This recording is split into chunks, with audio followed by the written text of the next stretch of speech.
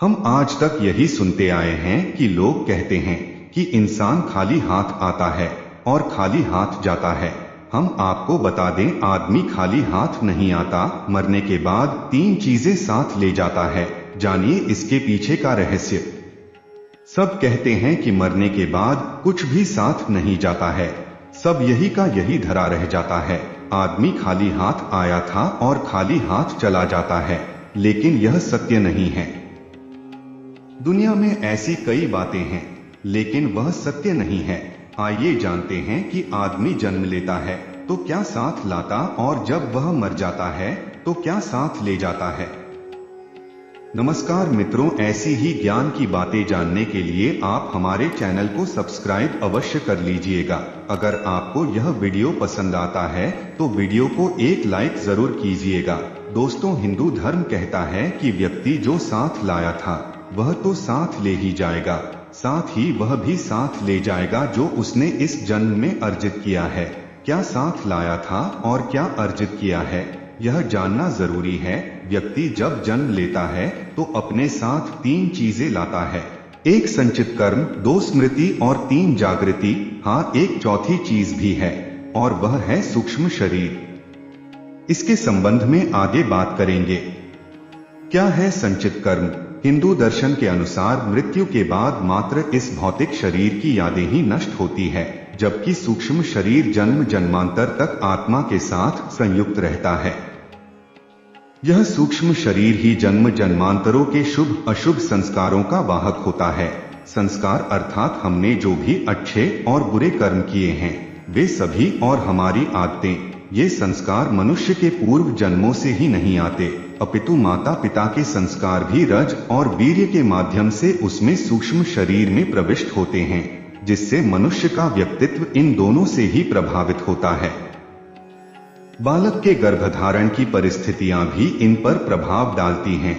ये कर्म संस्कार ही प्रत्येक जन्म में संग्रहित एकत्र होते चले जाते हैं, जिससे कर्मों के अच्छे बुरे दोनों का एक विशाल भंडार बनता जाता है। इसे संचित कर्म कहते हैं। अब जब व्यक्ति मरता है तो इन्हीं संचित कर्मों में इस जन्म के कर्म भी एकत्रित करके ले जाता है। दरअसल इन संचित कर्मों में से एक छोटा हिस्सा हमें नए जन्म में भोगने के लिए मिल जाता है। इसे प्रारब्ध कहते हैं। ये प्रारब्ध कर्म ही नए होने वाले जन्म की योनि व उसमें मिलने वाले भोग को निर्धारित करते हैं। फिर इस जन्म में किए गए कर्म, जिनको क्रियमान कहा जाता है, वह भी संचित संस्कारों में जाकर जमा होते रहते हैं।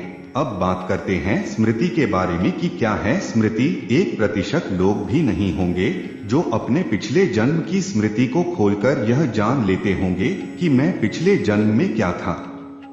प्रत्येक व्यक्ति के पास अपने पिछले और इस जन्म की कुछ खास स्मृतियां संग्रहित रहती है। भगवान श्री कृष्ण गीता में अर्जुन से कहते हैं कि हे अर्जुन, तुझे अपने अगले और पिछले जन्मों की याद नहीं है, लेकिन मुझे अपने लाखों जन्मों की स्मृति है। लाखों वर्ष पूर्व भी तू था और मैं भी था। किस जन्म में तू क्या था यह मैं जानता हूँ, और अगले जन्म में तू क्या होगा यह भी मैं जानता हूँ, क्योंकि मैं तेरे संचित कर्मों की गति भी देख रहा हूँ। अब यह कहना होगा कि जब व्यक्ति जन्म लेता है तो वह अपने पिछले जन्म की स्मृतियां साथ लाता है, लेकिन वह धीरे धीरे उन्हें भूलता जाता है। भूलने का अर्थ यह नहीं कि वे स्मृतियां सदा के लिए मिट गए। इसी तरह जब व्यक्ति मरता है तो वह इस जन्म की स्मृतियां बटोर कर साथ ले जाता है। मित्रों, वीडियो छोड़कर नहीं जाइएगा। हम आगे सूक्ष्म शरीर के बारे में बात करने वाले हैं। बहुत ही ज्ञान की बात है। अब बात करते हैं कि जागृति क्या है। यह विषय शायद थोड़ा कठिन है। प्रत्येक मनुष्य और प्राणी के भीतर जागृति का स्तर अलग अलग होता है। यह उसकी जीवन शैली, संवेदना और सोच पर निर्भर करता है। जैसे एक शराबी व्यक्ति होता है, आप में बेहोशी का स्तर ज्यादा है तो आप भावना और विचारों के वश में रहकर ही जीवन यापन करेंगे। अर्थात आपके जीवन में भोग, संभोग और भावना ही महत्वपूर्ण होगी। आप इसे इस तरह समझे कि आप में और पशुओं में क्या खास फर्क है। आप कपड़े पहनते हैं और थोड़ा बहुत सोचते हैं, लेकिन आप में वही सारी प्रवृत्तियां हैं जो कि एक पशु में होती है। जैसे ईर्ष्या, क्रोध, काम, भूख, लालच, मद आदि सभी तरह की प्राथमिक प्रवृत्तियां। प्राणियों को प्राणी इसलिए कहते हैं कि वह प्राण के स्तर पर ही जीते और मर जाते हैं। उनमें मन ज्यादा सक्रिय नहीं रहता है। मनुष्य में मन ज्यादा सक्रिय रहता है, इसलिए वे मन की भावना और विचारों में ही ज्यादा रमते हैं। मन से ऊपर उठने से ही जागृति शुरू होती है। जागृति की प्रथम स्टेज बुद्धि और द्वितीय स्टेज विवेक और तृतीय स्टेज आत्मावान होने में है। प्रार्थना और ध्यान से जागृति बढ़ती है। उक्त सभी को मिलाकर कहा जाता है कि व्यक्ति अपने साथ धर्म लाता है और धर्म ही ले जाता है। आइए हम अब बात करते हैं सूक्ष्म शरीर के बारे में। क्या है सूक्ष्म शरीर का रहस्य? इसका सरल और व्यावहारिक अर्थ यही है कि मृत्यु होने पर व्यक्ति के सगे संबंधी भी उसकी मृत देह से कुछ समय में ही मोह या भावना छोड़ देते हैं और अंतिम संस्कार कर चले जाते हैं। किंतु इस समय भी मात्र धर्म ही ऐसा साथी होता है जो उसके साथ जाता है। मित्रों, कमेंट में जरूर लिखें जय श्री हरि विष्णु। आत्मा तो वस्तुतः एक ही है, लेकिन शरीर दो प्रकार के हैं। एक शरीर जिसे हम स्थूल शरीर कहते हैं, जो हमें दिखाई देता है।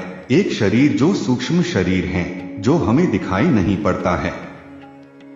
एक शरीर की जब मृत्यु होती है तो स्थूल शरीर तो गिर जाता है, लेकिन जो सूक्ष्म शरीर है, वह जो सबटल बॉडी है, वह नहीं मरती है। आत्मा दो शरीरों के भीतर वास कर रही है, एक सूक्ष्म और दूसरा स्थूल। मृत्यु के समय स्थूल शरीर गिर जाता है। यह जो मिट्टी पानी से बना हुआ शरीर है, यह जो हड्डी मांस मज्जा की देह है, यह गिर जाती है। फिर अत्यंत सूक्ष्म विचारों का, सूक्ष्म संवेदनाओं का, सूक्ष्म वाइब्रेशंस का, सूक्ष्म तंतुओं का शरीर शेष रह जाता है। वह तंतुओं से घिरा हुआ शरीर आत्मा के साथ फिर से यात्रा शुरू करता है और नया जन्म लेने के लिए फिर नए स्थूल शरीर में प्रवेश करता है। तो मित्रों, आज की प्रस्तुति आपको पसंद आई होगी। वीडियो की लाइक जरूर करें और चैनल को अभी तक सब्सक्राइब नहीं किया है तो जल्दी सब्सक्राइब कर ले। फिर मुलाकात होगी एक नए और ताजा एपिसोड में। तब तक के लिए नमस्कार। जय श्री हरि विष्णु।